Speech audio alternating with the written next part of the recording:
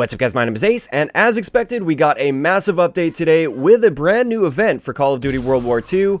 Lots of additions, lots of changes here, and in this video, I'm just going to do an overview of all of these changes, as well as my thoughts on these changes, and then as the days go on this week, I'll be getting into things in much greater detail, like the new weapons.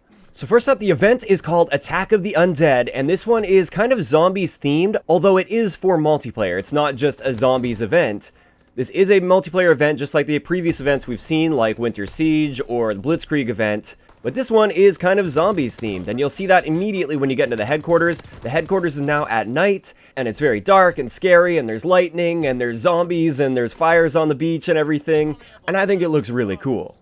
With this event, of course, come new collections, and in these collections we have new weapons. We've got the Nambu, the PTRS, the lever-action sniper rifle, the blunderbuss, as well as the Stinger LMG for our ranged weapons. And then for our melee weapons, we have an axe as well as a sword. Now, I'm going to cover the weapons in a little bit within this video, but I want to keep focusing on the event. Within these collections, we also have something brand new, and this is face paints for your character. There's a lot of really cool looking face paints out there, and I realize this has really started to stray away from that authenticity within World War II. Not that it was really a super authentic game in the first place, and that does make some people upset. For me at least, I think we're getting to the point in this game where it's just anything fresh is good in my mind. Things are really starting to get stale in this game, and I think it's awesome that we're seeing new things like face paints and stuff like that we want to work towards to be able to personalize our characters better.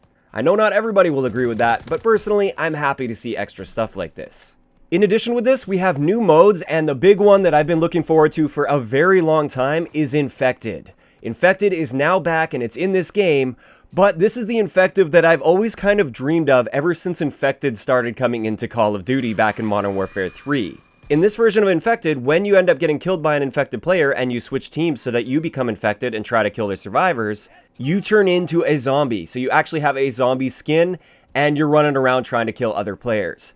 This is something that many people in the community, including myself, have been asking for many years. Like, how cool would it be if in Infected, instead of just switching to the other team and you still look the same, or maybe it just switches you to a default skin that's still just a regular multiplayer player, what if it would actually turn you into somebody that looked like a zombie? Well, that's finally here this time around with Infected, and I really hope they decide to keep this particular mode permanent in this game, even beyond this event. The other modes in this event, I would say, yeah, just keep them to the event. They're kind of gimmicky modes that'll be maybe a little bit of fun for a bit, but I don't see them really having lasting appeal. But Infected, I hope this ends up being a staple in that party game mode section. Now, Infected is currently the only new game mode that they've added, but on June 5th, they're going to be adding something called Hardpoint, which my understanding is just Hardpoint, but there's going to be random waves of zombies that come in the map, and they'll target anybody. They're not on a particular team or anything. It's just some other hazard you have to deal with while playing a normal match of Hardpoint. After that, we have Relic of the Undead, which is coming on June 12th, and this one appears to just be Defender from Infinite Warfare, where there's one ball on the map, and in this case it's going to be a skull, and your team gets points for holding that skull. The longer you hold it, the more points you get, but when you're holding that, you don't have a gun up. You can melee enemy players, but mainly you want to try and stay hidden, and it's your team's responsibility to keep you alive so you can get as many points as possible. Based on what we saw in the trailer at least, that's exactly what this mode seems to be. So like I said, I hope Infected stays permanently. The other ones, I could take them or leave them. I think they'll maybe be fun to play a couple times, but I'm not really all that interested in them. I really just hope Infected is here to stay. Next up, we also have this brand new map called Grossenhaus. I probably completely butchered the pronunciation of that. At this point, I've only seen it in Infected, but I really haven't had too much time to play. I don't know if it's in every single game mode or if it's just Infected or something like that. But it is quite a small map. It looks like it's based off of that one Zombies map where you're inside the house. But at least for Infected, it seems like a great map, and I could actually see it working fairly well for other playlists as well. The next thing we got with this big update is a Master Prestige reward, but I really hope this is just the beginning of Master Prestige rewards. So far, at least at the time when we're recording this video, the Master Prestige reward that we've seen is now, instead of 200 armory credits every single time you get your payroll in the mail every 4 hours, Master Prestige players will now get 300 armory credits. So, I mean, this is a step in the right direction, and it is nice that we're getting a little bit of something extra for being a Master Prestige player, but that is extremely minor compared to what we were kind of hoping for or expecting. I hope that's just the beginning, like I said. I hope there's going to be more to come for Master Prestige players, because that extra 100 armory credits every time you log on is not really something that I feel is going to properly incentivize people for wanting to reach Master Prestige.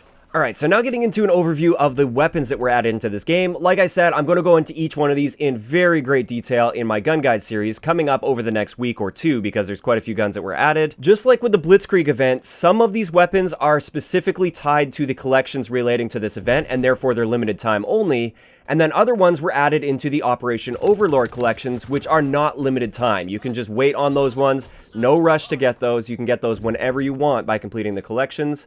Let's first focus on the ones that are in the Undead collections, which are the event-specific ones, that you have 3 weeks to be able to get, and then they'll be locked forever after those 3 weeks.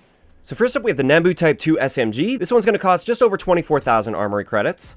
Next, we have the PTRS Sniper Rifle within the Undead category. This one is going to be 23,000 armory credits. And finally, in the Undead collection, as far as weapons go, this one is a melee weapon. This is the Fire Axe, and with this one, it's going to cost 13,350 armory credits. Keeping in mind with all of these values I listed, this is assuming you don't get any of those items within the collections out of supply drops.